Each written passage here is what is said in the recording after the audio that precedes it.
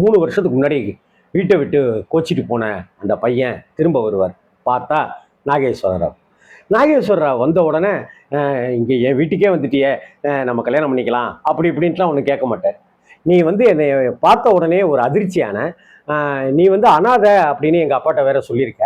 அதனால நான் ஏதாவது எங்கள் அப்பாட்ட சொல்லிடுவேனோ அப்படின்னு நீ பயந்தது எனக்கு தெரிஞ்சுக்க முடியுது. கவலைப்படாத, நீ இங்கே நிம்மதியாக இருக்கலாம். நான் எந்த விஷயத்தையும் சொல்ல மாட்டேன். அதே போல் நீ என்னை கல்யாணம் பண்ணிக்கிறேன், நான் வற்புறுத்த மாட்டேன் அப்படின்னு சொல்லி தான் ஒரு மேலும் ஒரு ஜென்டில்மேன் கதாபாத்திரம் அப்படிங்கிறத ரொம்ப அழகாக அந்த இடத்துல ஸ்ரீதர் சார் உருவாக்கி இருப்பார் நாகேஸ்வர ராவ் கேரக்டர். அதற்கு பிறகு அவருக்கு ஒரு ஆசை நம்பியா இருக்கு. சரோஜாதேவியை கூப்பிட்டு என் பையனை நீ கல்யாணம் பண்ணிக்கமா அப்படின்னு சொல்லுவார். என்னால் அது முடியாது அப்படின்னு சொல்லிட்டு அவங்க அழுதுகிட்டே போவாங்க. அதற்கும் போய் சமாதானப்படுத்துவார் அவர். அப்படியே ஒருவேளை நீ என்னைய பிடிக்கல அப்படின்னாக்க நீ யாரை பிடிக்குதோ சொல்லு, வேற யாரையாவது உனக்கு நான் கல்யாணம் பண்ணி வைக்கிறதுக்கு தயாரா இருக்கேன் அப்படின்ற கேரக்டரை அப்படியே நாகேஸ்வர ராவ் கேரக்டர் சொல்லும்போது இன்னும் ஒரு உச்சத்துக்கு நாகேஸ்வர ராவ் கதாபாத்திரம் போயிடும். அப்ப சரோஜாதேவி ஒரு வார்த்தை சொல்லுவாங்க, இதெல்லாம் ஒன்றும் நினைக்காதீங்க, இப்படி வாழ்க்கையே இழந்துக்கிட்டு எங்க அக்கா தான் உலகம்னு இருந்த என்னைய எங்க அக்காவே என் மேல சந்தேகப்பட்டு அதனாலேயே நான் வீட்டை விட்டு வந்து இன்னைக்கு அனாதைன்னு பேர் சொல்லிட்டு இருக்கிறேன். நான் இப்படிப்பட்ட ஒரு சூழ்நிலையில இங்க ஆதரவு கொடுத்து உங்க அப்பாவா இருக்கட்டும், நீங்க என்கிட்ட நடந்துட்டு இருக்கிற சொல்ற முறைகளாகட்டும், இதெல்லாம் தாண்டி நான் ஒருத்தரை கல்யாணம் பண்ணிக்கணும்னாக்க நான் உங்களை தவிர நான் வேற யாரை கல்யாணம் பண்ணிக்க முடியும். அதனால இப்போதைக்கு எனக்கு அந்த மனநிலை இல்லை. அப்படி ஒரு மனநிலையில மாற்றம் வந்துச்சுன்னா நிச்சயமா நான் உங்களை தான் கல்யாணம் பண்ணிக்குவேன் அப்படின்னு சொல்லி அவங்க சொல்லியிருப்பாங்க. இந்த கட்டத்தில் தான் ஒரு சமயத்தில் ஒரு பேப்பர் வரும். அதாவது பட்டு புடவை வாங்கி நாகேஸ்வர ராவ் தீபாவளிக்காக கொடுப்பாரு. அந்த பேப்பரை எடுத்து பார்த்தா காணவில்லை அப்படின்ற அந்த ஜெமினி கணேசன் கொடுத்த விளம்பரம் வரும். அந்த விளம்பரத்தை பார்த்த உடனே நீ வந்துரு, நான் மன்னிப்பு கேட்குறேன், என் வாழ்க்கையை தரேன் அப்படி இப்படின்லாம் சொன்ன உடனே இவங்களுக்கு இப்படியான ஒரு இதில் மாட்டிக்கக்கூடாது, திரும்பவும் அக்காவுக்கோ அக்கா வீட்டுக்காரருக்கோ நம்ம வந்து பாரமாவோ பிரச்சனையாவோ இருந்துடக்கூடாது. அப்போ கல்யாணம் தான் நமக்கு இதுக்கான ஒரே வழி. அப்போ கல்யாணத்தை பண்ணிட்டு நம்ம அவங்கள போய் பார்க்குறதான் சரியாக இருக்கும் அப்படின்ற முடிவுக்கு வந்துட்டு உடனடியாக நம்பியார்கிட்ட போய் நான் உங்கள் பையனை கல்யாணம் பண்ணிக்கிறதுக்கு சம்மதிக்கிறேன் அப்படின்னு சொல்லுவாங்க. ரொம்ப சந்தோஷமாக அந்த வீடு கல்யாணத்துக்கான ஏற்பாடுகளில் களைகட்டி இருக்கும். என்ன நீ நிஜமாக தான் இந்த முடிவு எடுத்திருக்கியா, உன் மனசார தான் இந்த முடிவு எடுத்திருக்கியா, என்னை கல்யாணம் பண்ணிக்கிறதுக்கு உனக்கு சம்மதம் தானா அப்படின்னு நாகேஸ்வர ராவ் கேரக்டர் கேட்கும்போது படத்தினுடைய ஹீரோ ஹீரோயின் மற்ற கதாபாத்திரங்கள் எல்லாத்தையும் தாண்டி அந்த நாகேஸ்வர ராவ் கதாபாத்திரம் அப்படியே உச்சத்துக்கு போயிடும். இந்த நாகேஸ்வர ராவ் கதாபாத்திரத்தை மட்டுமே வச்சுக்கிட்டு பல படங்களை நம்ம கதையை உண்டு பண்ண முடியும். அப்படி ஒரு கேரக்டரா இருக்கும். ஆமா அப்படின்னு அவங்க சொல்லுவாங்க. இந்த சமயத்துல தங்கவேலு ஒரு டீ கம்பெனியில வேலைக்கு சேர்ந்து தன்னுடைய மனைவியை அந்த வேலைக்கு வச்சுக்கிட்டு 2 பேரும் ஒரு வேன்ல ஊரா போய் டீ விற்பனை அப்படின்லாம் பண்ணிட்டு காமெடியில அதகலாம் பண்ணிட்டு ரவுஸ் பண்ணிட்டு இருப்பாங்க. அவங்க ஒரு வீட்டு செவுத்தை வந்து இடிச்சிருவாங்க. இந்த வீட்டு வேலைக்காரன் அவங்கள வந்து தங்கவேலுவை பிடிச்சி கண்ணா பண்ணா திட்ட, நீ வாயா முதலாளியை மட்டும் வந்து பேசியா வாயா அப்படின்னு சொல்லி கூப்பிட்டு போனாக்கா அந்த வீடு நம்பியார் வீடு. அந்த வேலைக்காரர் சொன்ன முதலாளி அம்மான்றவர் சரோஜாதேவி. அட வசந்தி நீயா இங்க? ஆமா உள்ள வாங்க அப்படின்னு சொல்லி தங்கவேலு மனைவியை குழந்தைய எல்லாரையும் கூப்பிட்டு உள்ள உட்கார வச்சு காஃபி டிஃபன்லாம் கொடுத்து பேசும்போது, என்ன கல்யாணமா உனக்கு? ஆமா. இவங்கள்ட்டலாம் சொல்லிட்டியா, உங்க அக்காட்ட சொல்லிட்டியா, இவன்ட்ட பாஸ்கர்ட்ட சொல்லிட்டியா? இல்லை அவங்களுக்குலாம் தெரியாம இந்த கல்யாணத்தை நடத்தணும்னு ஆசைப்படுறேன், இன்னும் 1 வாரம் தான் இருக்கு கல்யாணத்துக்கு, தயவு செஞ்சு நீங்க எங்க அக்காட்ட யார்ட்டையும் சொல்லிடாதீங்க, அதுக்கு ஒரு காரணம் இருக்கு அப்படின்னு சொல்லியிருப்பாங்க. ஆனா தன்னுடைய நண்பனுக்கு இந்த விஷயத்த சொல்லாம இருக்கக்கூடாது அப்படிங்கிறதுக்காக உடனடியாக ஒரு கடிதத்தை போட்டுருவாரு தங்கவேலு. இந்த மாதிரி இத்தனாம் தேதி இந்த ஊர்ல உன்னுடைய மச்சினிச்சிக்கு இந்த மாதிரி கல்யாணம், அவள் சொல்லக்கூடாதுன்னு சொன்னா, ஆனா ஒரு நண்பனாக இருந்துட்டு என்னால் சொல்லாமல் இருக்க முடியல அப்படின்னு தங்கவேலு அந்த லெட்டரை போட உடனே மோட்டர் பைக் எடுத்துக்கிட்டு தன்னுடைய குழந்தையும் கூட்டிக்கிட்டு விறுவிறுன்னு போய் அந்த கல்யாணம் நடக்கிற அந்த நாள் அன்னைக்கு போவார். அங்கே போய் பார்த்து உள்ள நுழைஞ்சு கையை அப்படி இது பண்ணுவார். அங்கே அக்ஷதையை கொடுப்பாங்க. நாகேஸ்வர ராவ் அங்கே தாலியை கட்டுவார் சரோஜாதேவிக்கு.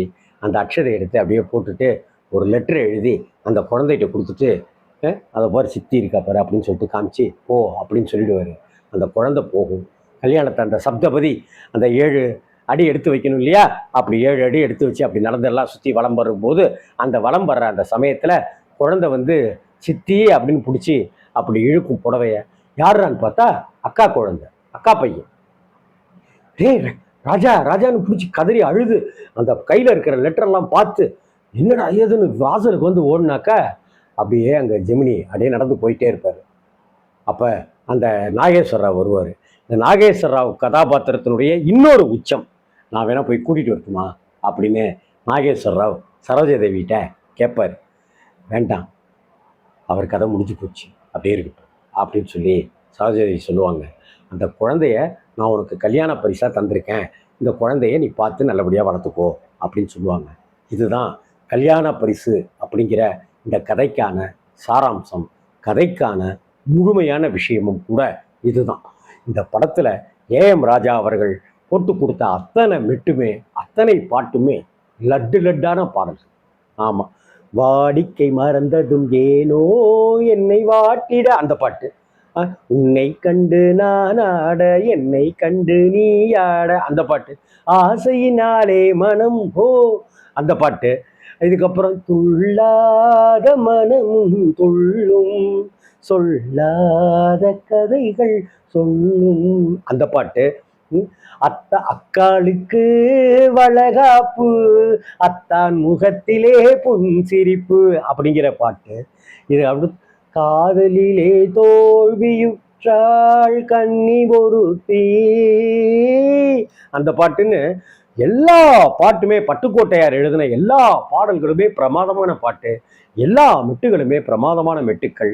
ஏஎம் ராஜா அவர்களுடைய உருக்கும் குரல், ஜிக்கியினுடைய மயக்கும் குரல், ஜமுனா ராணியினுடைய குரல்னு எல்லாமே அவ்வளவு அழகாக கட்டமைக்கப்பட்டிருக்கிறது தான் கல்யாண பரிசு அப்படிங்கிற தமிழ் சினிமாவுக்கு கிடைச்ச மிகப்பெரிய ஸ்ரீதர் சார் கொடுத்த பிரமாதமான பரிசு அப்படின்னே சொல்லணும்.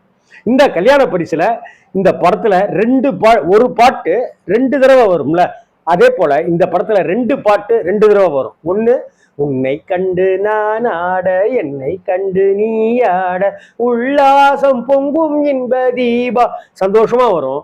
அதற்கு பிறகு யாருமே இல்லாதப்ப அந்த பையனை வச்சுக்கிட்டு, தன்னுடைய மகனை வச்சுக்கிட்டு, உன்னை கண்டு நான் வாட என்னை கண்டு நீ வாட கண்ணீரும் கதை சொல்லும் தீபாவளி சோகமா வரும். அதே போல சரோஜாதேவி ஃபர்ஸ்ட் பாடுவாங்க, காதலிலே தோல்வியுற்றாள் கன்னி ஒருத்தி அப்படின்னு வருமா. கடைசியில குழந்தைய சரோஜாதேவிட்ட ஒப்படைச்சிட்டு அந்த கல்யாண ஃபங்க்ஷன்ல ஒப்படைச்சிட்டு அப்படியே நடந்து போகும்போது, காதலிலே தோல்வியுற்றான் காலை ஒருவன் அப்படின்னு வரும். இந்த படத்துல இன்னொரு முக்கியமான விஷயம் என்ன அப்படின்னா, எழுத்தாளர் பைரவனை உங்களுக்கு தெரியுமா? எழுத்தாளர் பைரவனை யாருக்கு தான் தெரியாது. இடையில நான் ஒரு பெரிய எழுத்தாளர் அப்படின்னு தங்கவேலு சார் அடிச்சு விட, உடனடியாக தன்னுடைய நண்பர்கள் தோழிகள்கிட்டலாம் என் புருஷ பெரிய எழுத்தாளர் பைரவன் அவர் தான் அப்படின்னு, சார் உங்கள் கதையெல்லாம் நான் படிச்சிருக்கேன் சார். அப்படியா, ரொம்ப சந்தோஷம் அப்படின்னு.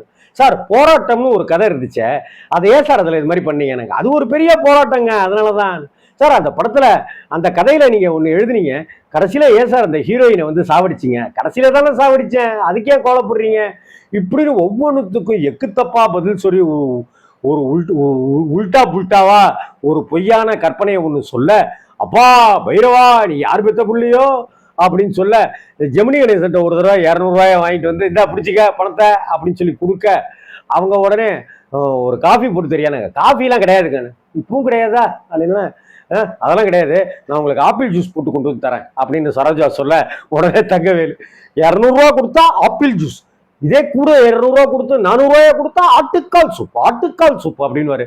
படம் நெடுக தங்கவேலுவோட காமெடியும் சரோஜாவோட காமெடியும் தெரிக்க விட்டுருக்கும். ஒரு கட்டத்தில் எழுத்தாளர் பைரவனுக்கு பாராட்டு விடான்னு பேப்பரில் செய்தி வந்திருக்கும். இவர் போறதுக்கு வெக்கப்பட்டுக்கிட்டு கூச்சப்பட்டுட்டு அப்படி இப்படின்னு போய் அங்கே நீ வேணாம் அப்படின்னு சொல்லிட்டு இவர் போயிடுவாரு. கடைசியில் அந்த விழாவுக்கு அவருக்கு தெரியாமலே, தங்கவேலுக்கு தெரியாம தன்னுடைய இவங்க சரோஜாவும் அவங்க ஃப்ரெண்ட்ஸ் எல்லாம் போயிடுவாங்க. இவர் என்னடா தெருமுக்கில் இருந்துட்டு கொஞ்ச நேரம் இருந்துட்டு அங்கேருந்து ஒரு மாலையை காசு கொடுத்து செண்டு மாலையெல்லாம் வாங்கிட்டு வந்து தலையிலலாம் அப்படியே பூவெல்லாம் கொஞ்சம் போட்டுக்கிட்டுலாம் வருவார். அப்பப்பா அங்கே போய் பார்த்தா நிஜ பைரவருக்கு அங்கே வேற ஒருத்தர் பைரவர்னு காமிப்பாங்க. தான் புருஷன் இதுலேயும் பொய் சொல்லியிருக்காண்டா அப்படின்னு சொல்லிட்டு ரொம்ப நொந்து போய் வந்து இந்த குட்டெல்லாம் வெளிப்படுங்கிறது இது ஒரு பெரிய காமெடி ட்ராக்காகவே போயிட்டுருக்கோம். ஆனால் இது தனி ட்ராக்காகவே இல்லாமல் ரொம்ப அழகாக நம்மளால் மெய்மருந்து ரசிக்கக்கூடிய வகையில், சிரிக்கக்கூடிய வகையில் இந்த காட்சிகள் பண்ணப்பட்டிருக்கும். நாகரிகமான காமெடியாக இருக்கும். அதுதான் ஸ்ரீதர் சாருடைய ஸ்பெஷாலிட்டி, அவருடைய நகைச்சுவை தன்மையாக அதுதான். இப்படி 1959வது வருஷம் வந்த 65 வருடங்களை கடந்திருக்கிற கல்யாண பரிசுங்கிற படம் இருக்குல்ல, இதை வசந்திங்கிற கதாபாத்திரம் மறக்கவே முடியாது. ஏன்னா அன்னைக்கு அந்த காலகட்டத்தில், இன்னைக்கெல்லாம் காதல் ரொம்ப சர்வசாதாரணமாக போயிடுச்சு, ஒரு ரெடிமேடு மாதிரி ஆயிடுச்சு, ஒரு ஃபாஸ்ட் ஃபுட்டு ஆர்டர் பண்ணுற மாதிரி ஆயிடுச்சு, ஸ்விக்கியில் ஃபுட்டு ஆர்டர் பண்ணுற மாதிரி இன்னைக்கு காதல் ஆரம்பமும் வேகமாக இருக்கு, காதல் பிரேக்கப்பு அப்படின்னு சொல்றதும் வேகமா இருக்கு. ஆனா அன்னைக்கெல்லாம் காதலையே சொல்ல முடியாது.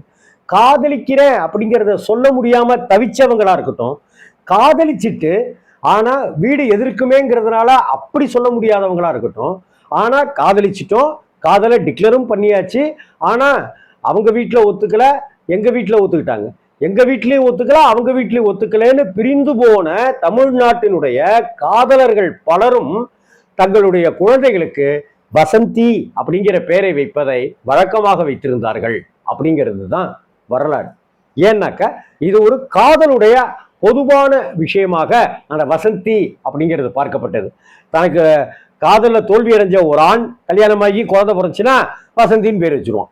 அதே போல காதலில் தோல்வி அடைஞ்ச ஒரு பெண் யாரோ ஒருத்தரை கல்யாணம் பண்ணிட்டு அங்க பெண் குழந்தை பிறந்தாக்க வசந்தின்னு பேர் வச்சாங்க. அந்த வசந்திங்கிறது காதலுடைய அடையாளமா, அவரவர் காதலுடைய அடையாளமா பார்க்கப்பட்டது தான் நமக்கு கொடுத்த பரிசு, கல்யாண பரிசு. ஸ்ரீதர் சாரை வாழ்நாளில் நம்மளால மறக்கவே முடியாது. ஸ்ரீதர் சார் செய்த ஒவ்வொரு படங்களும் ஒவ்வொரு சாதனை, ஒவ்வொரு சரித்திரம். அவருக்கெல்லாம் பெரிய அளவுக்கு மரியாதை செலுத்த இந்த தமிழகம் மறந்துருச்சு, தமிழ் சினிமா மறந்துருச்சு. தமிழக அரசாவது அவருக்கு ஏதேனும் விழா எடுத்து அவரை எல்லாம் சிறப்பிக்கணும். அவர் பெயரில் இன்னைக்கு இருக்கிற இயக்குநர்களுக்கு விருது வழங்கினாக்க அதெல்லாம் ஸ்ரீதர் சாருக்கு நாம் செய்கிற பெரிய வணக்கமாகவும் பெரிய சல்யூட்டாகவும் ஆகும்னு நினைக்கிறேன். ஒரு ஸ்ரீதர் சாருடைய முதல் படம் வீனஸ் பிக்சர்ஸ் தயாரிச்சது. வீனஸ் பிக்சர்ஸில் ஸ்ரீதர் சாரும் ஒரு பார்ட்னர், 3 பார்ட்னரில் ஸ்ரீதர் சார் ஒரு பார்ட்னர், இன்னொரு பார்ட்னர் நம்ம மணிரத்னம் சாருடைய அப்பா அப்படிங்கிறதையும் ஒரு கொசுறு தகவலா சொல்லிக்கிறேன். வீனஸ் ஸ்டுடியோ, வீனஸ் பிக்சர்ஸ் எல்லாமே அவங்களது தான். இப்படி 65 ஆண்டுகளுக்கு முன்னாடி வந்த கல்யாண பரிசு படத்தை பத்தி இன்னும் பேசிக்கிட்டே இருப்பேன் நான். அவ்வளவு எனக்குள்ளார தாக்கத்தை ஏற்படுத்திய படம். ஜிப்பா அப்படின்னாலே ஜெமினி கணேசன் தான்.